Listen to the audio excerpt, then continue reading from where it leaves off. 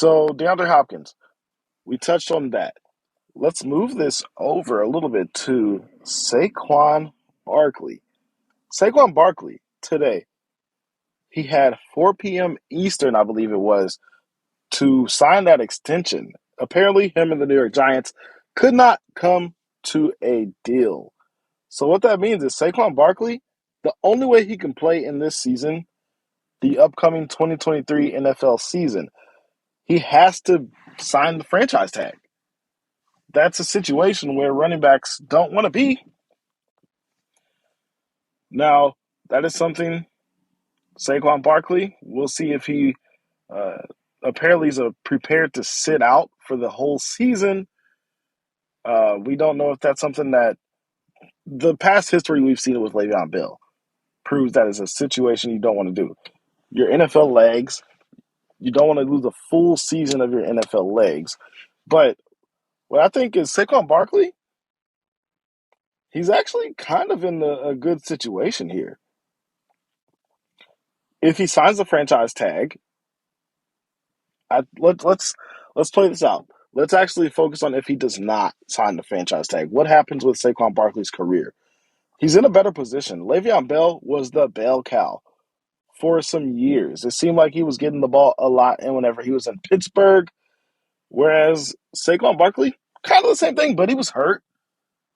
He's doesn't seem to have the same wear and tear on his legs as Le'Veon Bell did going into his sit out year. We're going to call it a sit out year, not a holdout year, because he sat out the whole season.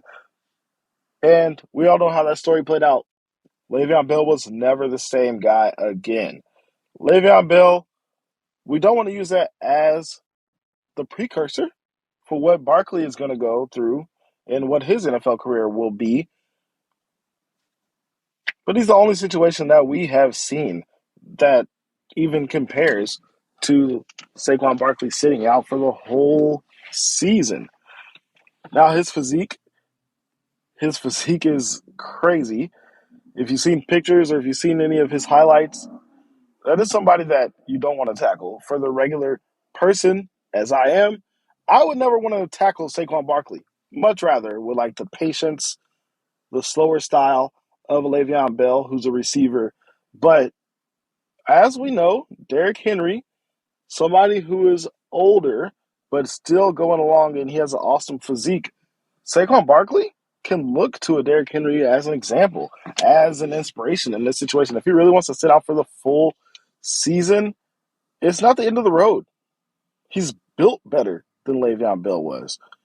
He is somebody who he's the guy. There was in Pittsburgh, they had in Pittsburgh they had Big Ben Roethlisberger.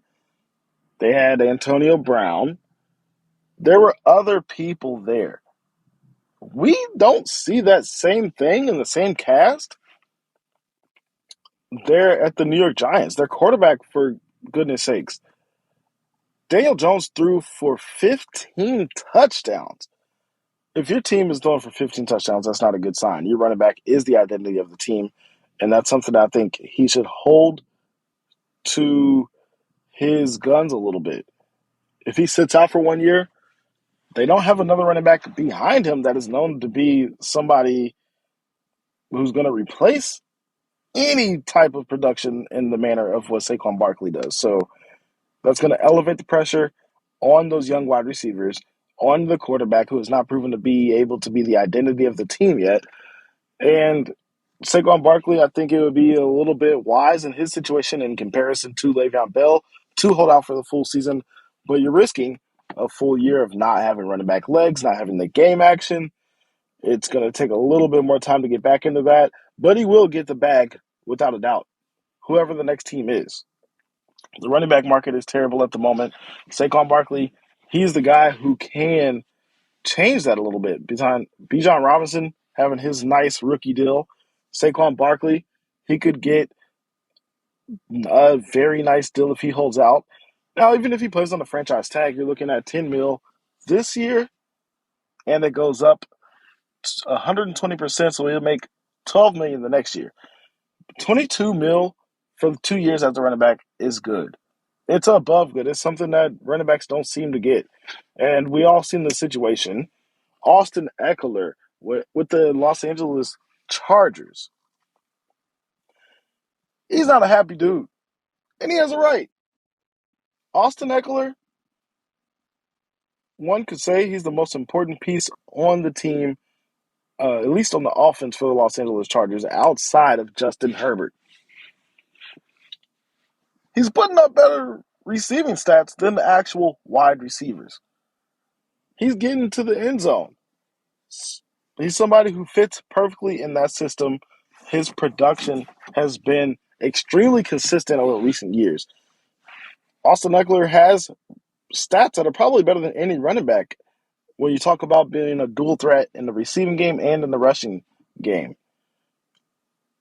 And he can't even get a deal. He is extremely important, and he came out and said it's not right for him, Austin Eckler, one of the best running backs in the NFL, to be paid substantially less than some wide receiver threes who don't see the field, who don't really even get to touch the ball, who don't affect the game. So, Saquon Barkley, he's somebody who can help change the fortunes, at least get in the right direction. If he holds out, if he takes one for the team, you would say, if he takes one for the running backs and the value of what their position is in football, he's somebody who can sit out for a year and get paid a nice contract.